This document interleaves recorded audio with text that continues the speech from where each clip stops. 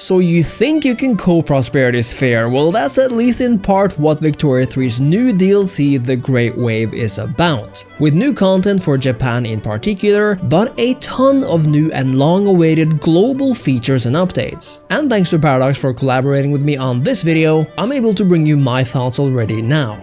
First things first, new Japan content from an isolated island economy to the matter of imperial versus shogunate power, an entirely new way to project power and influence across the globe, a completely new ship designer where every ship can be made to your liking based on your technological research and resources, the ability to buy and sell ships through treaties in massive arms deals, new ship orders and coastal geographical implications like totally not relevant straits, gunboat diplomacy, new music and more. The Great Wave comes with content that will affect any and every nation you play, but with tailor-made content for Japan, a country whose situation in this era is an extremely unique one. And let's go through why that is, because it's not just about your favorite anime. And by the way, if you are interested in the Great Wave and want to support my work as a creator, it would mean a lot if you'd consider using my affiliate link below, which means that part of the proceeds go to me with no extra cost to you. And getting this DLC through the Paradox store gives you the Steam code for the product as usual, so everything is kept just the way you like it. My link down below takes you straight to the cart with the Great Wave in the bag with my creator referral activated. Easy peasy. Thanks for listening, and now let's continue on. At the beginning of Victoria 3, Japan is more or less completely isolated from the rest of the world, albeit with a few trade exceptions with the Portuguese and the Chinese. Your politics is dominated by traditionalist elites, your laws prohibit regular scale trading and centralization, and your army is stuck in its ways of prioritizing samurai elites instead of a professional army made up of recruits from all walks of life, with guns might I add. This is no doubt a challenging beginning if rapid military expansion is what you're after, but on the other hand, it makes Japan a unique economic playthrough, one of the ultimate examples of a tall economy in the start, although Japan is of course quite large, but one you can take almost wherever you want later on. Making sure you're good on the basics for industry, including wood, tools and iron, is an important part of kicking off Japan's economy. Lucky for you then that Japan is loaded with these basic natural resources, including gold mines that come and go throughout the game as more is discovered. You'll notice that the first journal entry is all about taking the country away from its isolated position, and this aspect is heavily influenced by Victoria 3's new power projection and region involvement mechanic. You see, before this, every nation had a set amount of regions it could be involved in at once, fluctuating based on things like prestige or your power status. This system was fairly static, meaning you were either in a region or you weren't, and led to some unfortunate results, including wars that didn't really make sense or were not immersive. Now though, involvement in the world's regions is now determined by your actual involvement on a local level over time, so there's no longer a click and done system. Now, you can effectively increase your involvement and political options in a region by, for example, sending your fleet to project power, or by making treaties with a local nation to over time increase your influence there. As your involvement increases, so do your options. So while no involvement increases your infamy for war goals or giving a major penalty to trade advantage, being engaged in a region allows you to, for example, start making diplomatic plays there. For Japan, this has major implications. Before, you could count on either Britain or the US, for example, forcing your economy open in the first decade or so of gameplay. And in some ways, that was partially beneficial.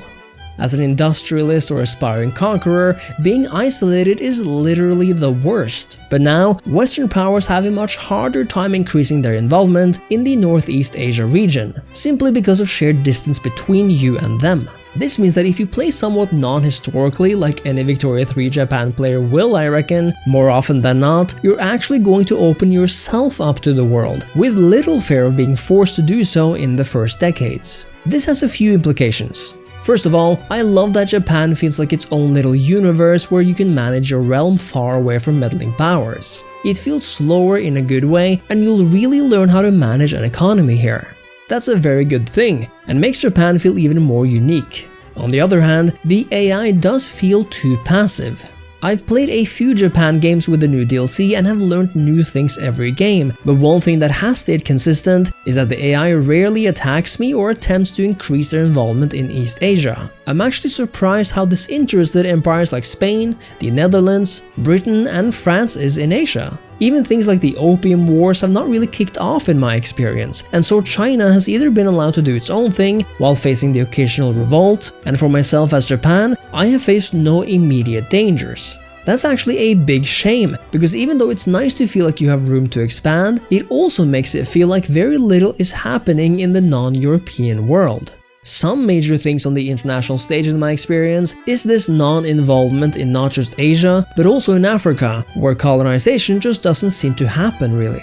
This does take away from that feeling of being in an age of globe-spanning empires. On the other hand, Paradox has managed one major thing. In every game I've played, Prussia has managed to form a powerful German empire, which it rarely did in the past. And Italy too have formed in every game, and not too late either, both of them managing to form before 1875. Germany sometimes super fast even, with the earliest German empire I saw being formed in 1854. If that's too early or not is a question for another time, but at least they do it consistently now.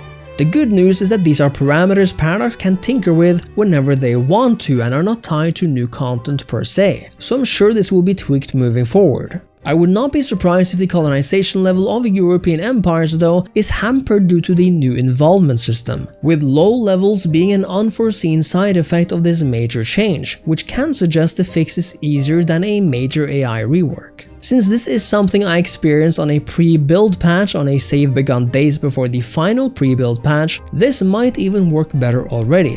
These were of course my international political experiences thus far, and I believe European empires should be much better at playing the great game than they were in my dozens of hours of testing. One of the most important parts of Victoria 3 and any aspiring global great power is having a functioning navy, and few nations rely as much on their navy as Japan does, especially if you wish to expand. The Great Wave DLC offers Victoria 3's biggest naval rework to date, focusing on making it more personal, engaging, and adding customization options without bogging you down in endless micromanaging. One of the new features is the Ship Designer, which allows you to design your own ship templates per model. Previously unheard of in Victoria 3 really, I think it's very cool, especially because it's accompanied by new animations and a new UI window that really lets you see your personal changes up close. And because each ship is now its very own entity, you can also sell them on the market, with each ship having its own distinct cost and value. Additionally, this designer strikes the perfect balance between being easy to understand, offering you enough options to make a big difference, but not being too complicated. And if you're worried that you'll find yourself in a Hearts of Iron 4-like customization situation, this is not that. It will become more complex over time, however, as you research new ships with new models and aspects to play with, but it does so at a good pace to not overwhelm you. This means we also now have many new ships with unique roles on the high seas, like big capital ships and smaller torpedo boats, and every ship has its own crew limit used for transporting troops. This is all well and good, but if I could have it my way, I do wish Paradox would increase the troop carry limit by quite a lot. Naval invasions are super fun in theory, but I find that it's been somewhat of a tough nut to crack in Victoria 3, partially because it's tough to tell whether your invasion will succeed, and because you need a very large navy to transport a large enough army to stage a meaningful invasion. This is no less true now, and because transport ships are not available from the beginning, which in my opinion is kind of weird, you'll have to wait quite a few decades in my experience if you wish to be able to make even basic, meaningful invasions featuring dozens of units. Unless of course you can afford to field a truly massive fleet right off the bat, which really only Great Britain and a few other great powers can meaningfully do. In some way that makes sense of course, but I still feel like there should be a difference between being able to make a simple mass invasion, which most nations should be able to do, and make those big naval invasions with fleets that are battle worthy and who won't sink at the first sight of contact with the battle fleet. I think that's what ultimately should differentiate the Great Navy of Britain with a simple transport navy, and I hope some changes are made in this regard. Speaking of navies, gunboat diplomacy is now an option, essentially allowing you to threaten to use your navy against another nation to increase your chances of signing a treaty. Now this is immersion, and if the other side still won't agree on terms, you'll both find yourself in a limited naval conflict where you're able to severely punish your opponent for not being willing. This is not a war in the diplomatic play sense of the word, but something that gives you an opportunity to weaken your enemy before a possible invasion or a later attempt at making a deal. I do wish gunboat diplomacy could do something like force a treaty port or other terms after winning the conflict though, since if my understanding of this experience is correct, it's more or less just a limited naval conflict which ends once you've dealt enough damage to the enemy. I very much enjoy it though, and it does make a meaningful impact in treaties, and if not, it was very useful as Japan to be able to cripple China's navy without worrying about the effects of a larger war. So let's go through the main events once more. Japan has received meaningful and a lot of new content in the form of unique events, unique interest groups and laws, and journal entries that span decades of development, making it now one of the most fun nations to play. But for everyone else, the massively improved naval system is now better than ever, including the ship designer, gunboat diplomacy, and the new global involvement system which completely changes diplomacy, makes empires actually feel like empires, and improves immersion. And of course, we have awesome things like new UI art, music, and historical characters, and I think things like these, like the new Japanese paper map and UI, is part of what makes Victoria 3 so special. On the other hand, AI development is a mixed bag. Countries like Germany and Italy now finally reliably form, which makes Europe more interesting than ever, and European powers do seem eager to fight amongst themselves, which is great. On the global stage though, they feel a lot more timid, which attracts from that sense of this being the age of truly global involvement and an age of colonialism and imperial competition.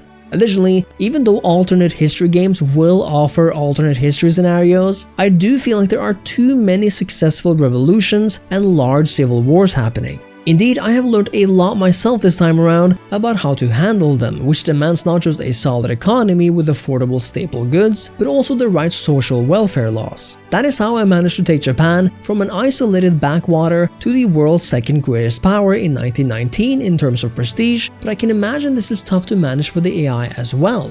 With a broken United States, a Great Britain that lost India, and a French Republic that has undergone communist revolutions and never managed to truly play the colonial game, somehow the Ottomans, despite not retaking Egypt, is the third most prestigious country, with Sweden being at number 10. This is pure Swedish fiction propaganda, no doubt, but it's at once a very fun turn of events, and one I would imagine could look very different if only the Europeans could colonize like they should. While some issues and oddities need to be sorted out or altered then, like my wish for earlier and more readily available transport ships, the mechanics and changes made to Victoria 3 on a fundamental level are too great to ignore, and the naval game, including revamped involvement, is just leagues ahead of what we had before.